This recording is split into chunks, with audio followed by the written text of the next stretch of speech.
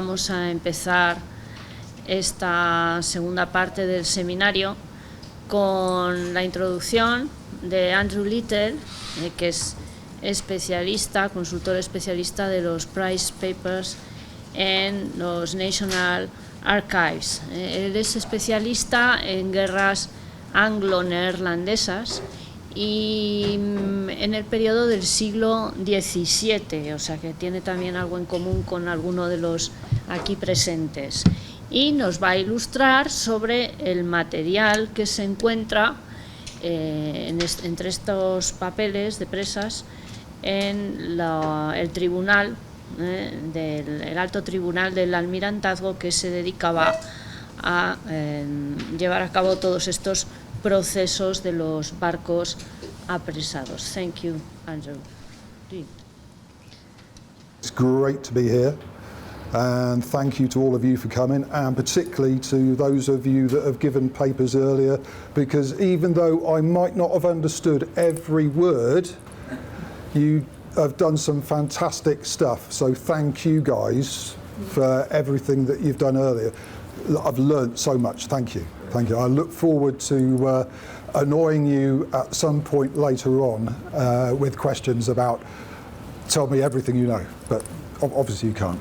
I'm cheating a bit here because I'm starting a little bit earlier than is in the programme, because I did find a couple of examples from earlier on, before 1640. And I'm also cheating because you guys have shown so many beautiful pictures, which you have, and here is a Dutch masterpiece from Van der Velde, and unfortunately we don't have this, but I had to show you a nice picture of a warship. So I'm going to give you a very quick tour of a very quick look, just a glimpse of the material, some of the material that we have for these years. There is no way that I can tell you everything, because, as Amanda says, there is far too much. We haven't catalogued everything. There is so much still unknown. I'll just tell you a bit about my background. I'm primarily a long 17th century Dutch naval specialist.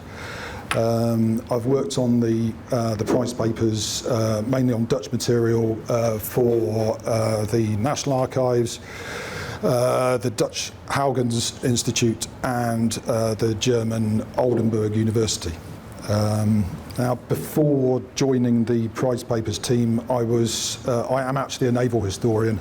I was most interested in Dutch naval operations, fleet composition, warship development, the naval part of the military revolution, the establishment of permanent navies.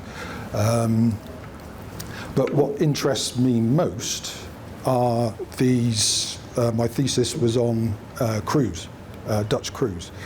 And what interests me most are these ant-like figures swarming this ship. The anonymous lower orders, the working class, if you like, so the ordinary people and their families back at home. And this is, for me, this is the link to one of the links to the prize papers, because they're lost to history. So ordinary people are lost to history so often. So I heard about the prize papers and started looking for myself, and started from there, really. Now, I'm telling you about my original interests for a couple of reasons. Because of these ordinary men is one reason. You will always. Sorry about the quality. Sorry about I'm talking too loud. You will always hear about whatever. If there's if a ship has papers in the prize papers, you will almost certainly learn something about the crew. There will be something about the men, even if it is 1, 2, 3, 4, 5 men actually on the ship that was captured. So if there is a Spanish ship you will learn 90%. You will learn something about some of the men, at least on that were captured on that ship. Right? So it's a really good source for that. So that's my personal interest. The second reason is because when people think about, we find this all the time, particularly talking to the Dutch. When people think about the prize papers, they almost always think about privateers, corsarios. Yeah. But one of the most important things I think about this archive is the fact that it shows how the British, at least, because they are the they are the captors. Yeah. It shows how much that the navies are being used against trade. So you see in the course of the prize papers, just looking at the basic sources, you're not even looking at the papers that were captured with the ship. You're looking at what the British court has written about them. Yeah. It shows the way the Navy is deployed against trade, against enemy trade, and the way the Navy is deployed in defence of your own trade. Yeah? So most people are interested in naval history. They only think about the big battles, don't they? But this is one area where, for the purely naval historian, I'd probably do better just talking to you like this. Is that better? Yeah, right. Yeah. I've got quite a loud voice. If I'm hoarse at the end, I'll blame all of you. Right. Okay. So this comes back to my original interest, which was I've read thousands and thousands of pages of Dutch day-to-day naval administration. And again, this is something that chimes with me, because you see that the way that the Dutch are operating against trade, enemy trade, and in defence of their own. So this is one aspect in which one of many aspects in which the prize papers is important from the naval point of view. It's not just all about big battles, it's about defence and raiding of commerce. Third reason is lists of ships. I love a list of ships. I want to know all about your lists of ships, and maybe you can help me later on when I pester you with questions.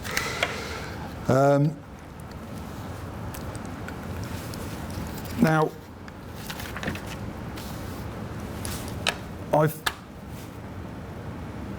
this is just a selection of the wars involving either Britain or Spain, 1630 to 1674. Now, as Amanda was saying earlier, right, from 1664 down, right, that's what I've been working on at 99% of my work on the prize papers has been for Second Anglo-Dutch War and the Third Anglo-Dutch War.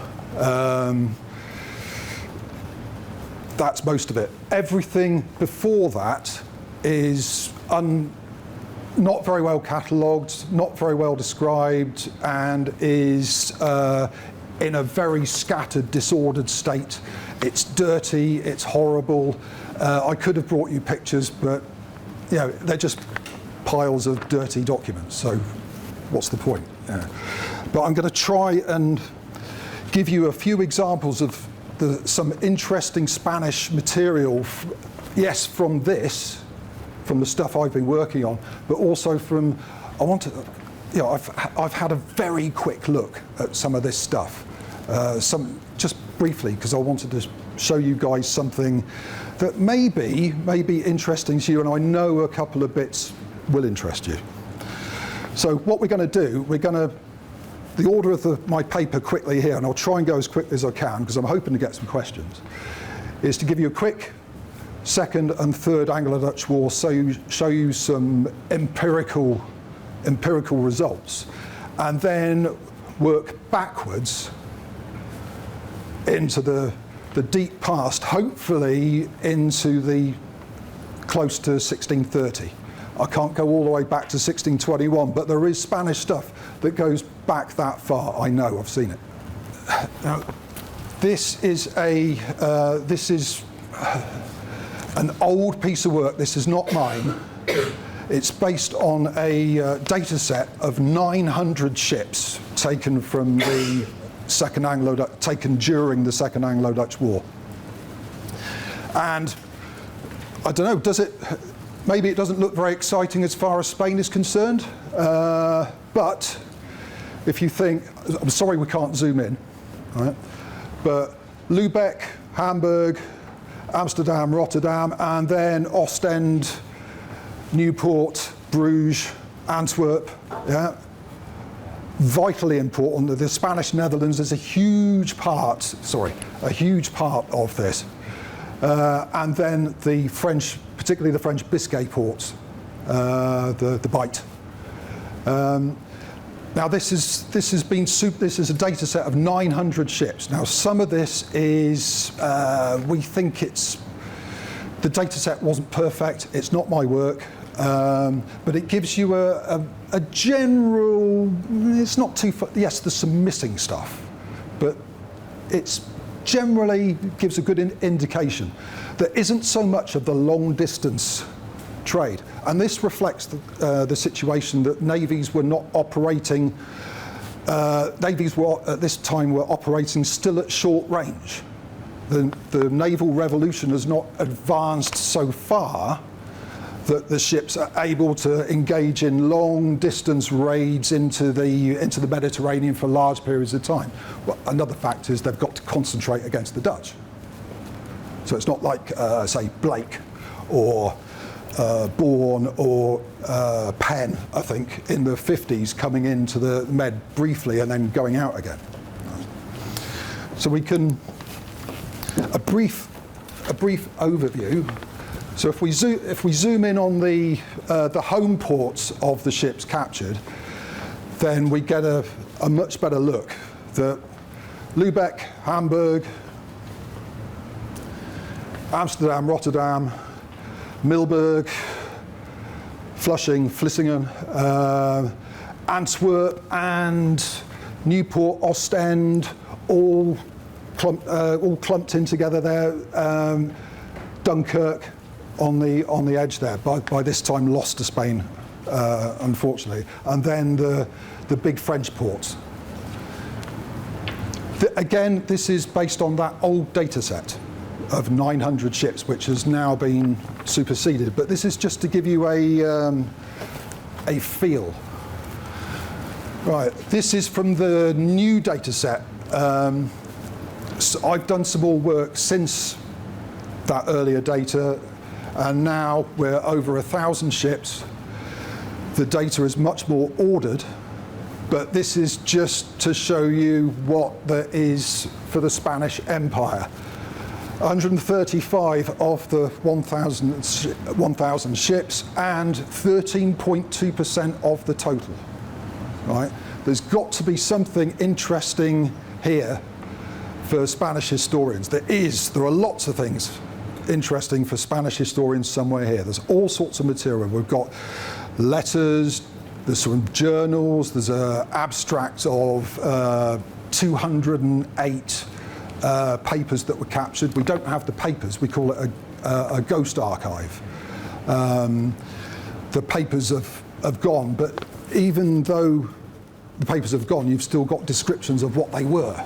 But there's all sorts of different, pocket books, a master's pocket book or two, master's journals, little pocket books, about that thick.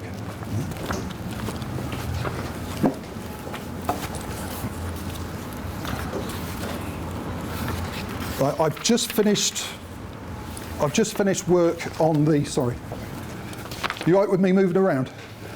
I've just finished some concentrated work for Oldenburg on the Third Anglo-Dutch War. Now, this is, again, figures are provisional. Yeah? We haven't finished. We know there are more ships which are not listed here. These are ships that we know of, where we have found the papers and we are cataloguing the papers, and they will soon be available. In a couple of months, they'll be available on the National Archives website in the catalogue. Right. So, okay, it's a much smaller total, 226. When we go down to Spain, oh dear, there's only 2 ships. But Spanish Netherlands, 26. And together, the Spanish Empire makes up 12.4% of the total of these 226. And the total amount of neutral ships is 31. So it's not that the British are just picking on the Spanish Empire. And the Spanish Empire is the largest single neutral country. So this is brand new. I only finished this work a couple of weeks ago.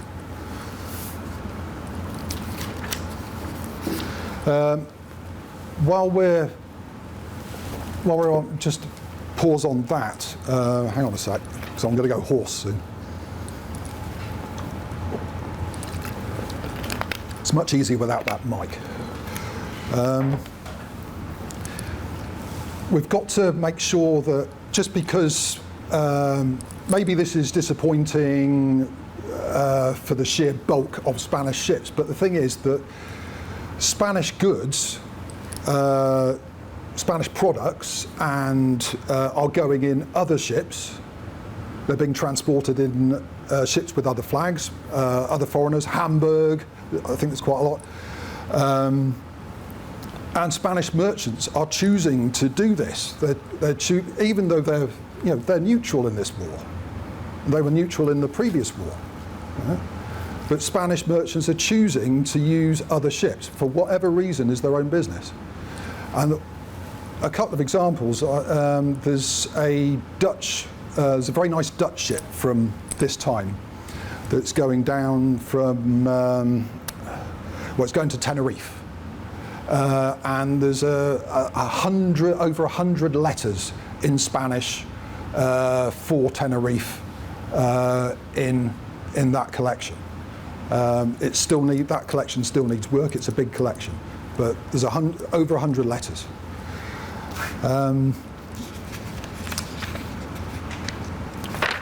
Right, so. Right, now I want to work backwards, I'm afraid. Now I'm hoping that some of you guys can help me on a couple of technicalities with this, because I think I have an Armada of Flanders warship, a neutral warship, taken and then given back after. And I've been a bit cheeky because, right, Justitia of Ostend, Cornelis Maréchal of Ostend, got a good range, 20 guns, 70 men seems low. Yeah? Dutch built, Homeport Ostend, it's a convoy escort. So even though this guy might have been a privateer beforehand, doesn't this function make it Armada of Flanders? Yeah? You don't get privateers to be convoy escorts. I don't think. Maybe you guys know better than me, because I'm not an expert on the Armada of Flanders. Taken in late '73, brought into Portsmouth and restored a couple of months later. After some diplomatic protests, which would be an interesting thing in itself to find. Now, I've got a reason that you might recognise the Van der Velde from the start of the slide again. Sorry to keep moving around. The same ship from the very start. It's just to make the point that this actually is a Dutch warship taken during the Anglo-Spanish War. and she was handed back. I think the next year, but she was in Ostend for a year, 18 months maybe, and the Dutch did some reprisals. They seized some southern Spanish Netherlands ships at Rotterdam, I think, and put the pressure on, so the ship was released. But the point is that neutral warships are taken more often than perhaps we realise. Lots of things happen during war lots of things happen during war. All right. So moving backwards again, moving back in time. Got an unnamed Ostend warship taking a Scots merchantman and solder at Ostend. We've got that. Now, sorry to keep doing this to you. Now, this guy certainly was a privateer in the 1650s. Castle of Rodrigo, we record, the prize papers records him as, but it's got to be Castel Rodrigo, the Governor General of the Spanish Netherlands. It's got to be named after him, surely. Marquis of Castel Rodrigo. Yeah. And again, a convoy escort. So I think that's Armada of Flanders, I think. But you guys are the experts. This is a bit more difficult. And same year, an unnamed convoy escort. We only know the captain's name, Peter de Roo. And he was escorting a merchant ship, this Rose Noble of Bruges, Bartholomeus Petersen, bound from Bordeaux to Ostend, taken May 66, brought into Guernsey.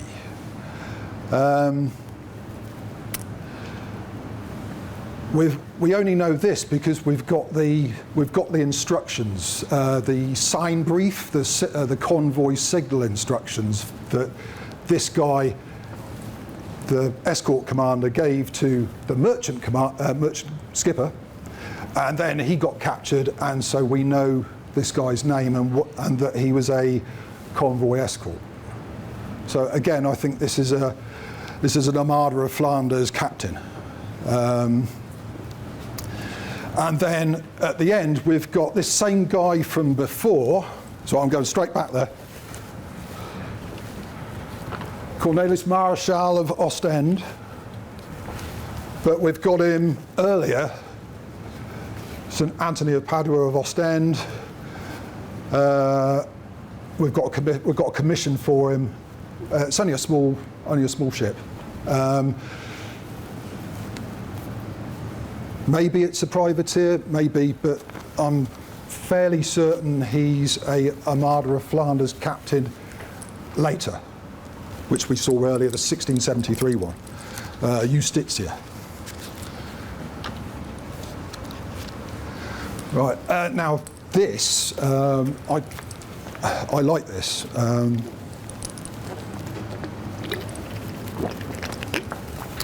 I like maps. Now, we've got a 1656.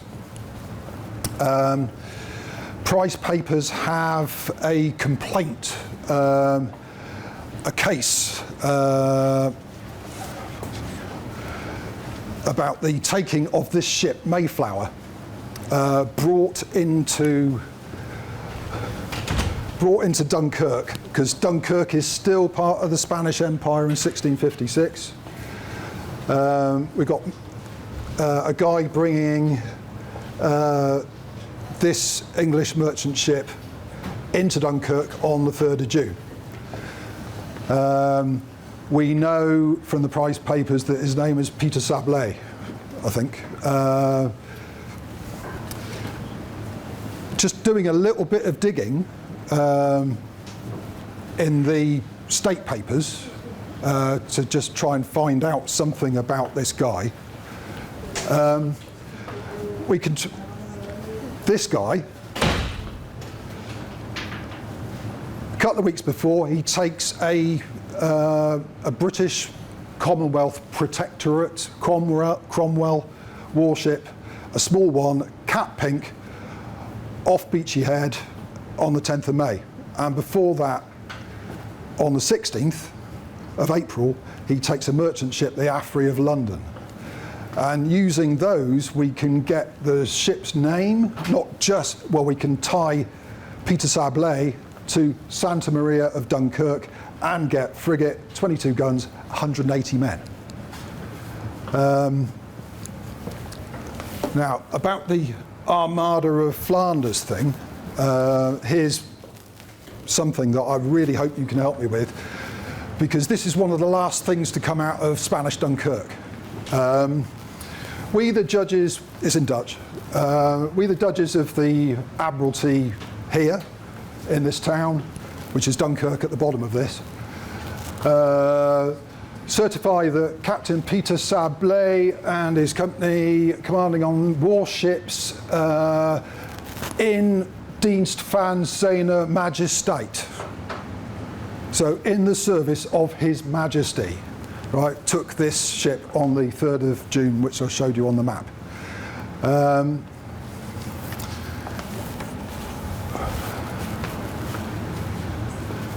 And so the date of this is, so by the clerk in the council at Dunkirk on the 14th of May, 1657. So this is one of the last things to come out of Dunkirk, and this is a copy made on the 10th of April 1658, which is a couple of weeks before Dunkirk fell, and then it fell to the French and then was given to the English.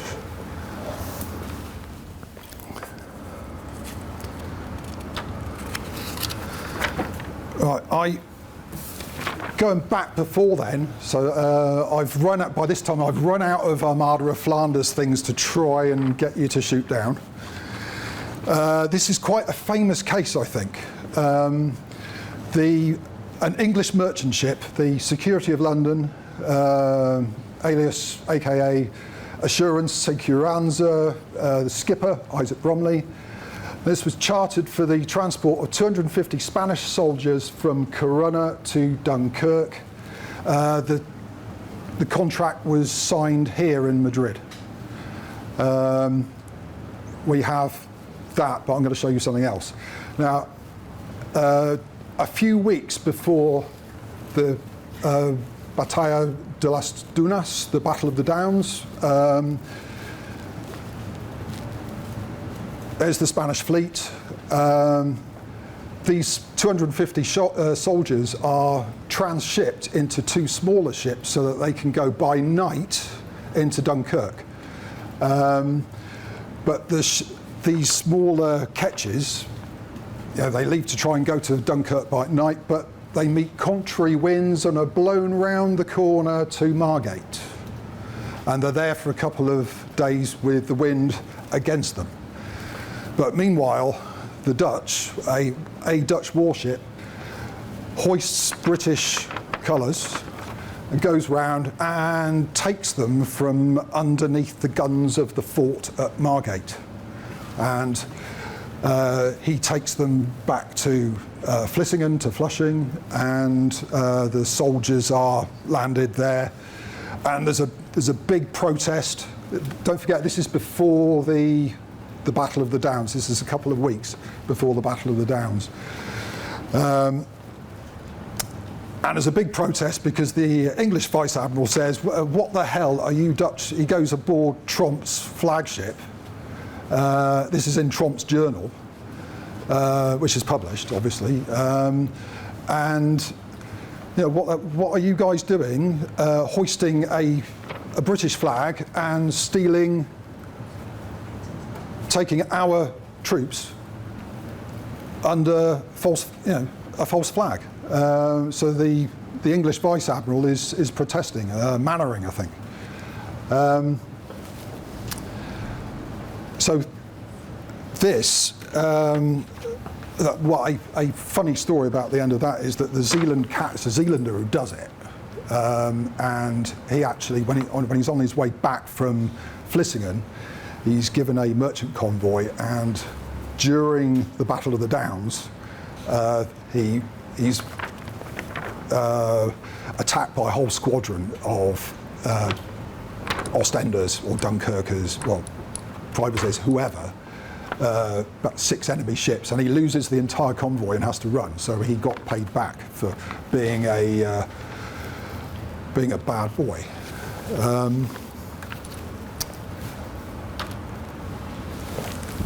And this is the witness statement of the 2 captains of the 2 companies of soldiers, the 250 soldiers which were on that ship.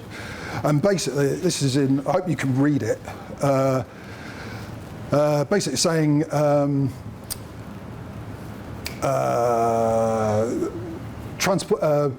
transport from the said ship into 2 smaller ships so they could go by night. Everybody agreed.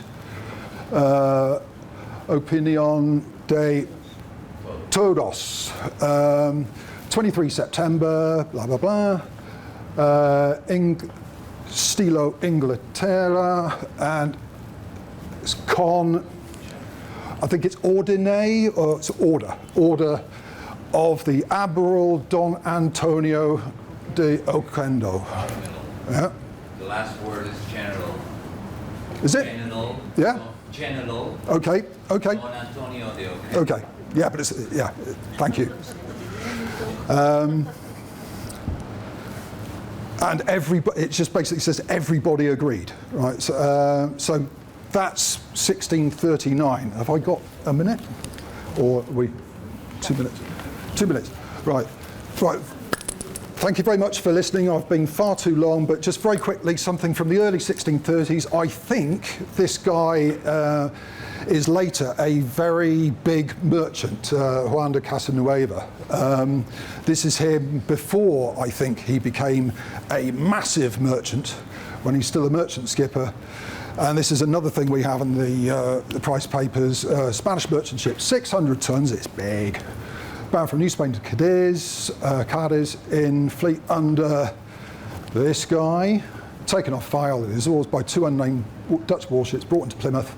Cargo arrested.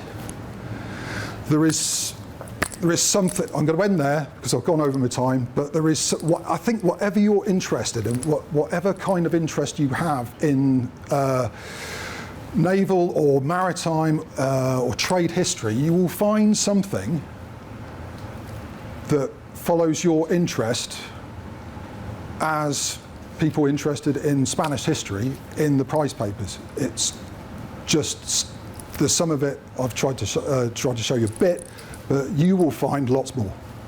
Thank you.